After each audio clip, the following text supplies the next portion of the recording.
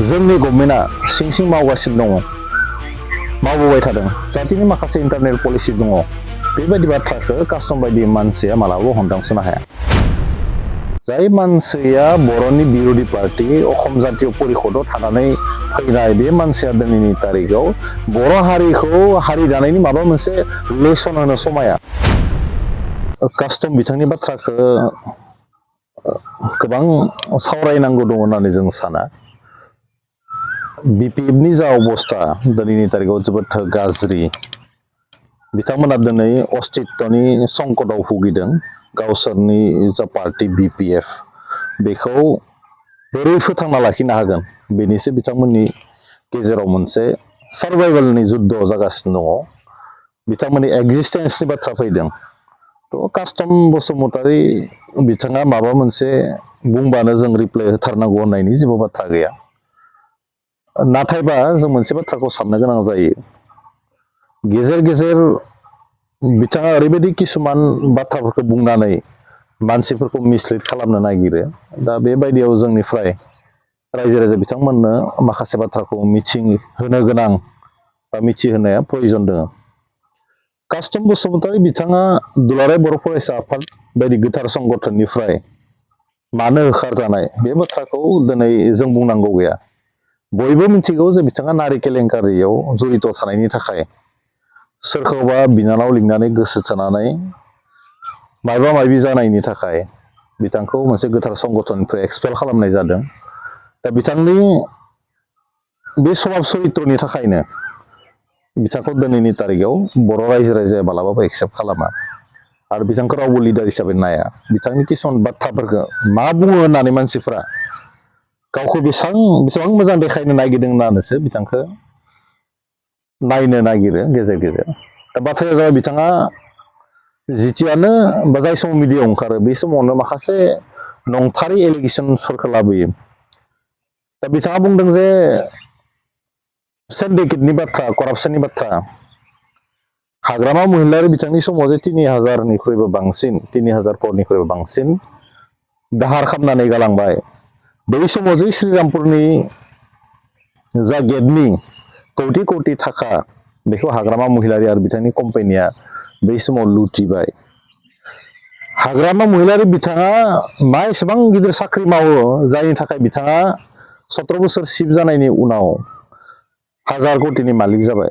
माबायदि बिथांनियाव pressure machine दङ, माबायदि बिथांनियाव बाथौ खेराइ रिजर्ट दङ, माबायदि MRM हस्पिटाल दङ, माबायदि गौरां भेलि बायदि मोनसे हटेला बिथाङा दङ आरो गोबां बाथ्रा दङ। माबा भिटामिन दङनो, माबा दङनो, हा हु दङनो, बागान दङनो, बेफोरबायदि बाथ्राखौ जों बुंनो नागिराखै। सासे समाज सिबियारिब्ला हाग्रामा महिलारि बिथाङा दिनैनि तारिखआव 1000 कौटिनि मालिक जानाय नङामोन।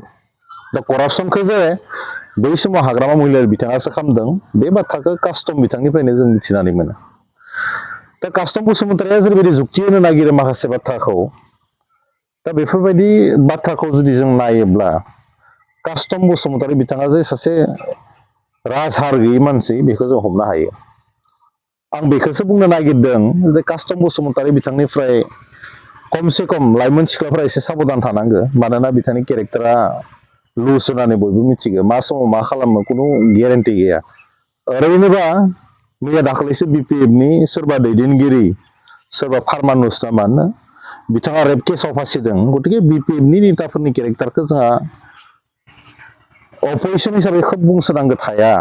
मानोना रायजो राजाया बिथांमोननि सभाब चरित्रखौ बयबो मिथिदों। आरो एसेबां मोजां मानसि दङमोनब्ला बिपिएफ हान्जायाव, बे बिपिएफ हान्जानि दैदेनगिरिफ्रा रेप केसाव दिनैनि तारिखआव फासिनाय नङामोन। आरो बेबो माइनर सिख्ला जाय 11-12 बोसोर जादों। बेबायदि उन्दै गथ'साखौ रेप खालामनो हानाय मानसि बिपिएफ हान्जायावसो दङ। बेनि थाखायनो बिपिएफ हान्जाखौ रायजो राजाफ्रा नांलिया होननानै जोगारदों। आरो बिपिएफआवथ' सोर लिडारशिप दङ दिनैनि तारिखआव? बिस्वजित दैमानिफ्राय लानानै मानाव गेदेर सदन ब्रह्म, मानाव गेदेर खाम्फा बरगयारी, मानाव गेदेर हितेश बसुमतारी, आरो मैया दाख्लैनि जि बाथ्रा, मानाव गेदेर मोनसे समनि डिपुटि स्पिकार बिटिसिएलनि नेरसोन बर', बिथाङाबो नै इउपिपिएलआव फैथारनायसै। एसेबां मोजां पार्टिबा दिनै बिपिएफआवनो बिथांमोना थागौमोन। थायैनि कारनफ्रा बेफोरनो। दिनै कास्टम मोना बिपिएफ थांनानै मैया दाखालि बावैसो थांनानै थिफुदा देखायनायनि थाखायनो बिपिएफनि माखासे सिनियर दैदेनगिरिफ्रा जसोनानै थानो गोनां जाबाय बिथांमोना दुखु मोननानै जसोनानै थादों दा बेफोरबायदि माखासे बाथ्रा आरो बिथाङा बुंनो नागिरदों जे हाग्रामा महिलारि गोबां मायबा मायबि जासोदों मावसोदों होननानै जुदि हाग्रामा महिलारिया 17 बोसोराव खामानि मावनायमोनबाथ' दिनैनि सरकारा मावनो गोनां थानायनो नङामोन दा हाग्रामा महिलारि बिथाङा खामानि मावनो हायैनि थाखायनो दिनैनि सरकारा मेंनाय गैयाजासे सान हर खामानि मावनो गोनां जादों थांनाय 4 बोसोरनि जि सरकार बेयाव COVID-19नि थाखाय बोसोरसेनिख्रुइ बांसिन सम रावबो ओंखारनो हायाखै आरो बे बोसोरसेखौबो जुदि जोङो गोगोम सम मोननायब्ला दिनै जेसेबांखिनि जौगाथायनि खामानि मावदों बेनिख्रुइ बांसिन खामानि मावनो हागौमोन गतिके कास्टम बसुमतारिया बहाबा बाय दोननानै बहाबा माबा मोनसे बुंनानै मायबा मायबि बुंसोबाबो रायजो राजा बिथांमोना बिथांनि बाथ्राखौ फोथायगोन बिदि नङा आरो मेन बाथ्राया जाबाय बिथाङा बिटिआरनि बासिन्दायानो नंबावा बिथाङा बुंनो नागिरो बिटिसि एकर्डआसो पावारफुल मोनफ्रोमबो एकर्डआनो दिनैनि तारिखआव मिनिंफुल बिएसि एकर्डआबो मिनिंफुल बिटिसि एकर्डआबो मिनिंफुल आरो बिटिआर एकर्डआबो मिनिंफुल बाथ्राया जाबाय मानसि थैनानैसो मुंख्लं जानानैसो दिनैनि तारिखआव बे मोनथाम एकर्डआ जादों अब्ला दिनै कास्टम बसुमतारिया बोरै बुंनो हाखो जे आमुक एकर्डआ दुरबल होननानै दा बिथाङा जाय मानसिफ्रा थैथां जुजिनानै आल्टिमेट सेक्रिफाइस खालामनानै एकर्ड खालामनानै लाबोबाय बिथांमोनखौ अपमान खालामनाय जायाखै होनबा दिनै एनआइए केसनिफ्राय नेशनेल लेभेलनिफ्राय जे स्टेट लेभेलनि डिजिपिनिसिम लानानै फैबाय 54 जन एनडिएफबिनि बाथ्राखौ बेफोरबायदि खामानिखौ जोंनि गभर्नमेन्टआ सिं सिं मावगासिनो दङ मावबोबाय थादों जातिनि माखासे इन्टारनेल पलिसि दङ बेबायदि बाथ्राखौ कास्टम बायदि मानसिया मालाबाबो हमदांसोनो हाया मिडियायाव ओंखारनांगो जानला मानला बाथ्रा बुंनांगो मानसिफोरखौ मिसलिड खालामनो नाजानांगो लिडारफोरखौ नंनायनि नङिनि बुखिनांगौ दाखालिनि चिरां डिस्ट्रिक्टआव मानगेदेर बिटिआरनि सिएम बिथांखौ खुलुमबाय बेखौनो क्रेडिट लानो बिथाङा मिडियायाव बुंलायबाय बर' हारिनि मोजां केरेक्टारफोरनि गेजेराव बेबो बैसागु बोथोराव बा गुबुन समफोरावबो जोंनि मानसिफोरा उन्दैखौ अननाय गिदिरखौ मान होनानै खुलुमनाय बे जोंनियाव जोनोमनिफ्रायनो दङ बे मोजां आखुआ जों बयनियावबो दङ बर' हारि हिसाबैनो दङ दा बे बाथ्राखौ कास्टम बसुमतारिया मिडियानि सिगाङाव बुंना लानाया गावजे बेसेबां थौले गोसोनि मानसि आरो मोनसे फिसा खामानि मावब्लाबो बिथाङा जे क्रेडिट लानो नागिरो बे बाथ्राखौसो फोरमायनाय जादों इउजि ब्रह्म बिथांनि थाखाय बिथाङा मालाबा दै बाल्थिंसे हैदोंमोन बे बाथ्राखौबो बिथाङा बुंनो बावगाराखै बेथ' लासिंसिनि बाथ्रा बिथाङा माबायदि मानसिखौ इनडाइरेक्टलि इनसाल्ट खालामो बेबायदि सासे मानसिखौ लानानै बर' हारिया माबा मोनसे भबिष्यतखौ नुनो हायो होननानै जों साना सासे नारि केलेंकारि गोनां मानसि बारे बारे नारि केलेंकारि जाबाय थानाय मानसिनि बाथ्राखौ बिटिआरनि इयुथफोरा जे खोनासंनांगौ होननानै जों साना बिथाङा गावनो थिग जाग्रोथों गावनो मोजां जाग्रोथों जों बुजिनायाव कास्टम बसुमतारि बिथाङा बर' हारिखौ एडभाइस होनो हानाय जयगता बिथांनियाव गैया जुदि बिथांनि आखल आखुआ केरेक्टारा मोजां मोनबा मानिगौमोन जाय मानसिया गावनो स्थिति गैया मालाबा बिपिएफ मालाबा माने एजेपिनो मालाबानो जाहाजनो जाय मानसिया बर'नि बिर'धि पार्टि अखम जातीय परिषदआव थानानै फैनाय बे मानसिया दिनैनि तारिखआव बर' हारिखौ हारि दानायनि माबा मोनसे लेसन होनो समाया जुदि बिथाङा एसेबांनो हारिनि अननाय दङमोनब्ला दिनै बिथाङा गाज्रि खामानि मावनानै बिसोरनिफ्राय होखारजानाय नङामोन बिथाङा बावगारनाया मोजां जायाखै हाग्रामा महिलारि बिथाङाबो गुलि हरनानै समाय लादोंमोन जेब्लासिम बड'लेण्ड जाया अब्लासिम आं सोमावसारगोन होननानै मानो हाग्रामा महिलारि बिथाङा इलेक्सन गेलेखो मा पर्यायाव गेलेनो गोनां जाखो बे बाथ्राखौ बिथाङा हाग्रामा महिलारि बिथांनो सोंना लानाया मोजां मालायखौ खमरसा खालामनायनि सिगाङावनो सिन्डिकेटनि मास्टाराथ' हाग्रामा महिलारि बिथाङासो दिनैनि तारिखआव मोनफ्रोमबो बाथ्राखौ नेगेटिभ मोनसे नोजोरजों नायनायानो कास्टम बसुमतारि बिथांनि आखु आरो बिथाङा सानबाय थायो मा बिटिआरआव थांनानै आं फंनैसो लेक्सार होनानै हाग्रामानिफ्राय 10-15 हाजार लांनानै गाव माने एसे सोलिथ'नाय मानोना बिथांनि हिन्जावानो 3,000-4,000नि खानाय स्ट्रेट खालामो गतिके बिथांनो फैसा नांगौ जायो आरो बिथांनि खामानि मावनायानो सोरखौबा रायोबा गिजेनबा हाग्रामा महिलारिया 10-15 हाजार थाखा होयो दा बिथाङा हाजिरा मावनो फैदों जितु बिटिआरआव आं खावलायदों बिथांखौ हाजिरा मावोब्ला मोजां मावो, नाथाय बिटिआरनि गेजेराव बिदा फंबायफोरनि गेजेराव जानला मानला बाथ्रा बुंनानै गोदाव सोराव जाहाथे खालामोआ। मानोना गोबां सेक्रिफाइसनि उनाव दिनै मानगिरि प्रमद बर' बिथाङा सिएम जानायनि उनाव दिनै मोजां मोनसे परिबेस फैदों।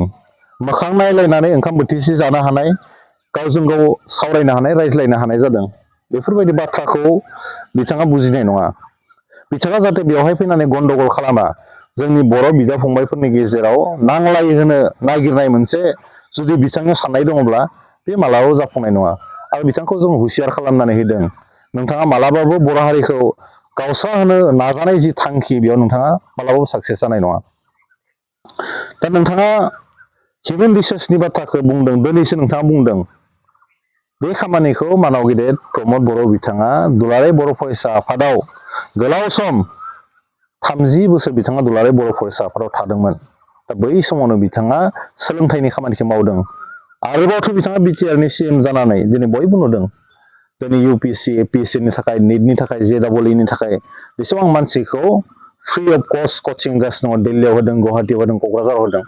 बेफोरबायदि बाथ्राखौ कास्टम बसुमतारी बिथांनि खुगानिफ्राय ओंखारनो समाया। मोनसे समाव बिथाङाबोथ' बड'लेण्ड आन्दलनखौ खालामदोंमोन। हाग्रामा महिलारि बिथांजों जानाय नंला। बिटिसि एकटआ दुरबल होननानैथ' बिथाङा बड'लेण्ड आन्दलनाव ओंखारना खानाय सिनदोंमोनबा दिनै माबायदि बिटिसि एकटआ एसेबां पावारफुल जाखो, जायनि थाखाय बिटिसि एकटखौ बिथाङा बाख्नायनो गोनां जाखो। देट मिन्स बिथाङा हाजिरा मोनदों हाग्रामा महिलारि बिथांनिफ्राय। बिथाङा गावनि बिसिनि बाथ्रा बुंदों। आं बिथांखौ खावलायदों, गावनि बिसिया खोब अजा फोथायो। गावनि बिसिखौबो एसे बिथाङा गावखौ लिडारगिरि देखायो नालाय, बोसोन होनो थाखाय आं खावलायदों। दिनै साइन्टिफिक मुगायाव एसे साइन्सनि बाथ्रा, डक्टरनि बाथ्रा लानानैबो दावगानांगोन, जों बे बाथ्राखौ बुंनो थाखाय खावलायदों। आरो बिथांनि जि हाजिरा मुजुरा 3000 4000 खानायनि स्ट्रेट खालामनायाव गोनांथि जानाय, बेखौथ' हाग्रामा महिलारि बिथाङा सोरबा मानाव गेदेर XYZखौ रायाब्लाबो बिथांनो हरगोन। दा बाथ्राया जाबाय, जोङो बिथांखौ खावलायनो नागिरनाया नोंथांनि जि गाज्रि धान्दा, नोंथांनि जि डाबल स्टेन्डार्ड मेनटेन खालामनाय, बेखौ नोंथाङा एसे दोनथ'योबा मोजां। मानोना बर' हारिया संग्राम खालामनानैसो बे मोनसे पर्यायसिम मोनफैदों। सानै थिफुदला मानसिया दिनै बर' हारिखौ मालाबाबो गावस्रा होनो हाया। मानोना बर' हारिया जाबाय मोनसे वेल एक्सपिरियेन्स हारि। संग्रामनि गेजेरजों फैनाय, 5000निख्रुइ बांसिन मानसि थैनाय। बिटिआर एकटखौ नोंथाङा मानो असनमान खालामनो नागिरदों, मानो मिनिंलेस होनो नागिरदों? दिनै बेवहाय मानगिरि रन्जन दैमारि बिथाङा सिगनेसार होदों। एबसुनि आफादगिरि बै समनि मानगिरि प्रमद बर' बिथाङा सिगनेसार होदों। लोगोसे एनडिएफबिनि मोनफ्रोमबो फेक्सना बेवहाय दङमोन। इउबिपिएनि माखासे दैदेनगिरिफ्रा बेवहाय दङमोन। बर'नि मोनफ्रोमबो जातीय संगठनफ्रा, गुबुन गुबुन हारि माहारिनि संगठनफ्रा बे एकटखौ सापर्ट होदों। बिटिसि एकटआवथ' एरिया एक्सटेनसननि बाथ्रा गैयामोन। आरो इन्स्टिटिउसननि बाथ्रा, बेफोर लासै लासै जों बुंगासिनो दं, फैगासिनो दङ। नाथाय माखासे समाव लेन्ड इसुसनि थाखाय माखासे जायगायाव इस्टाब्लिस खालामनाया एसे असुबिदा जादोंमोन। नाथाय दा हानि एनअसिफ्रा क्लियार जानायनि उनाव बेफोर मोनफानि उनाव मोनफा दिनै जागासिनो दङ। दिनै पर्बत जरायाव रेल क्रसिंनि जि इन्डास्ट्रिनि बाथ्रा दंमोन, बेयो अलमस्ट जागायबाय। आरो माखासे इन्स्टिटिउसननि बाथ्रा, जायखौ कास्टम बसुमतारी बिथाङा मोनथिया। दा बिथांखौ मिथिहोनायनिबो प्रयजन गैया होननानै जों सानो। दा आं खावलायदों जे कास्टम बसुमतारी बिथाङा उइदाउट डेटा जे बाथ्राफोरखौ बुंबाय थानानै मानसिफोरनि गेजेराव गुलुं गुजुं खालामनायनि जि थान्दा लादों, गाज्रि बिथांनि टारगेट, बेयो मालाबाबो जाफुंनाय नङा। आं बिथांखौ खावलायदों जाहाथे बिथाङा सासे फिसानि बिफाबो जाबाय हिसाबै एसे गाज्रि धान्दाफोरखौ गारो, एसे नारि केलेंकारिनिफ्राय बिथाङा गोजानाव थायो। बेनिफ्राय बर' हारिखौ नोंथाङा सिबिनो फैयो, ना जातीयताबादनि बाथ्रा नोंथाङा सिन्था खालामनो फैयो, हारिनि माबा मोनसे कन्ट्रिबिउसन होनो फैयो, जों बेखौ उनाव साननानै नायगोन। आं बिथांखौ खावलायदों, खमसे खम बिथाङा गावनि केरेक्टारखौ जाहाथे थिग खालामना लाथों। आरो बिथांखौ गसाइया नारि केलेंकारिनिफ्राय जाहाथे बासिनो हानाय, बिदि गोसोखौ जाहाथे मोजां खालामो। आं आनान गसाइनि खाथियाव आर'ज खालामदों जाहाथे फैबाय थानाय समाव खुनु दिना कास्टम बसुमतारी बिथाङा बिदि गाज्रि हिन्जावसाफोरनि सायाव बिथांनि जि गाज्रि नोजोर, बे जाहाथे फैयाथों, आं बेखौ खावलायदों।